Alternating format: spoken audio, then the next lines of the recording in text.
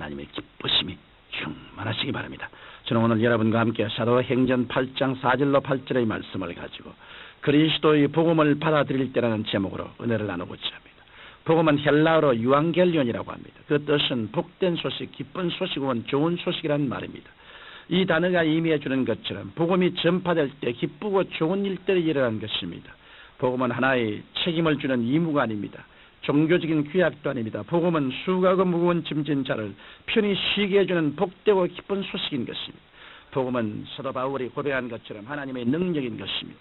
죽은 영혼을 살리는, 없는 것을 있게 하고 고통을 치료하고 절망을 소망으로 변화시키는 하나님의 능력인 것입니다. 오늘 또 이 그리스도의 복음은 천하 만방에서 증거되고 있으며 복음을 받아들이는 사람마다 하나님의 능력이 나타나 이사와 기적을 체험하고 있는 것입니다. 그러면 예수 그리스도의 복음을 받아들일 때 구체적으로 어떤 일이 일어나게 될까요?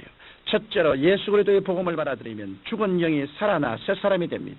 창세기 2장 17절에 보면 하나님께서는 인류의 조상 아담에게 선악을 알게 하는 나무의 실과는 먹지 말라. 내가 먹는 날에는 정령 죽으리라고 말씀하셨습니다. 그럼에도 불구하고 아담과 하와가 마귀의 꾀임에 빠져서 하나님을 반역하고 그 실과를 따먹고 죽었습니다. 육체가 죽은 것이 아니라 영이 죽었던 것입니다. 영이 죽었다는 것은 하나님과의 교제가 끊어진 것을 말합니다. 샘에서 끊어진 개천이 썩어 냄새나는 것처럼 인간의 영도 하나님과 교제가 끊어지면 죽어버리고 마는 것입니다. 그러니 이 죽은 영이 어떻게 해야 살아날 수 있을까요? 죽은 영은 마지막 아담인 예수 그리스도의 복음을 듣고 받아들여야 살아나는 것입니다. 아무리 죄 많고 불의하며 추악하고 버림을 받아야 마땅한 자라도 그리스도의 복음을 듣고 받아들이면 영혼의 변화가 다가오는 것입니다. 왜냐하면 복음에는 우주 만물을 창조하시고 인간의 생사화복을 주관하시는 하나님의 능력이 있기 때문입니다. 죽은 영혼은 윤리와 도덕으로 살아나지 않습니다. 철학과 학문으로도 죽은 영혼이 살아나지 않습니다. 죽은 영혼은 오직 하나님의 말씀인 복음을 듣고 받아들여야만 살아날 수 있는 것입니다. 오늘날 누구든지 진실로 그리스도의 복음을 받아들이면 영원한 죽음에서 영원한 생명으로 마귀의 자식에서 하나님의 자녀로 변화되고 마는 것입니다. 그리스도의 복음을 받아들일 때 이러한 영혼의 위대한 변화가 일어나는 것입니다. 둘째로 그리스도의 복음을 받아들일 때 생활의 저주와 고통에서 해방을 받습니다. 이 세상에 하나님께서 인간과 땅을 저주한 이야기보다 더 비극적인 이야기는 없을 것입니다. 하나님의 진노는 마치 폭풍우처럼 휘몰아치웠고 인간의 모든 희망은 일시에 사라지고 절망의 벽에 부딪혀야 했습니다. 이때로부터 시작하여 인류는 가시와 은극기의 저주 속에 스스로 물고 찢고 죽이는 피비린내한 역사를 장식하고 만 것입니다. 이러한 저주와 절망에서 누가 우리를 건져낼 수 있겠습니까? 저주의 수를 건져주실 분은 나사렛 예수 그리스도밖에 없습니다. 예수님께서는 우리를 대신하여 저주를 짊어지심으로 우리를 저주에서 해방시켜 주셨습니다.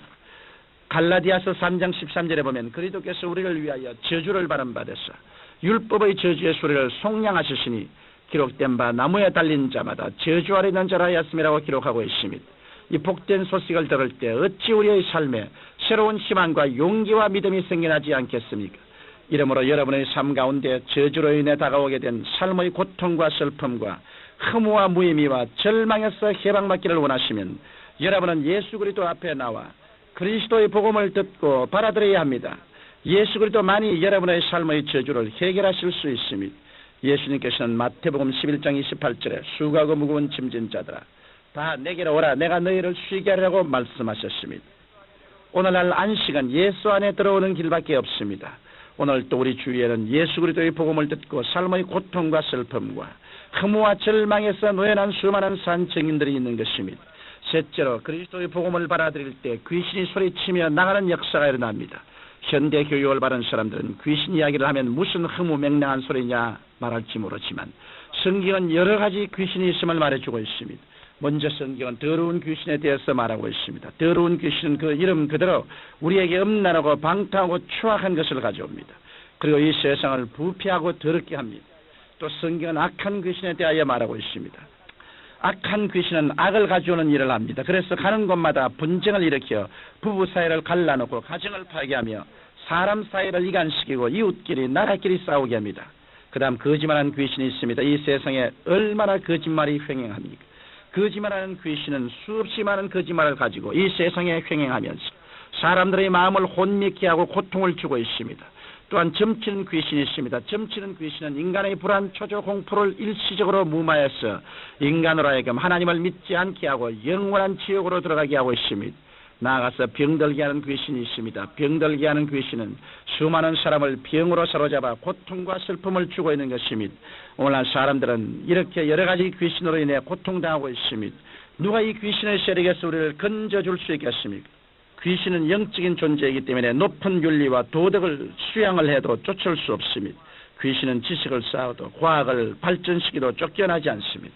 왜냐하면 영은 영으로 대결해야지 물질과 육으로 영과 대결할 수 없기 때문인 것입니다. 3차원 세계의 눈에 보이는 육의 힘을 가지고 4차원 세계의 눈에 보이지 않는 영의 힘을 이길 수 없는 것입니다.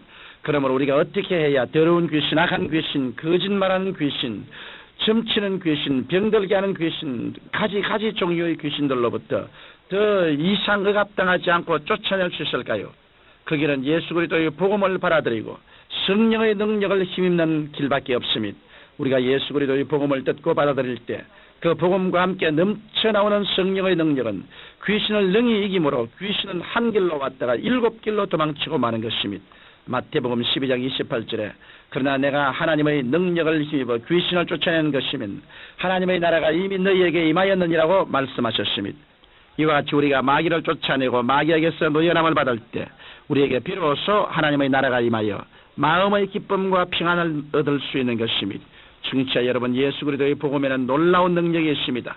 그리스도의 복음은 영원히 죽을 수밖에 없는 우리의 영혼을 살려내고 우리 생활의 온갖 저주와 절망을 제하고 해방을 가져줍니다. 또한 복음의 능력으로 귀신을 쫓아내게 되므로 음란하고 방탕한 생활에서 노연하게 되고 분쟁과 미움에서 노연하게 되고 불안과 공포에서 그리고 질병과 고통에서 노연하게 해주는 것입니다. 이와 같이 복음은 영적으로 생동하는 능력이요 힘이요 기적입니다.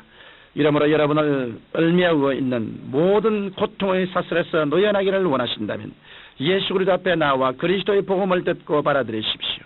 예수 안에서만 우리의 희망이 있습니다. 예수님은 지금도 자비의 두 팔을 벌리시고 우리를 초대하고 있습니다. 수고하고 무거운 짐진 자들아 다 내게로 오라 내가 너희를 쉬게 하리라.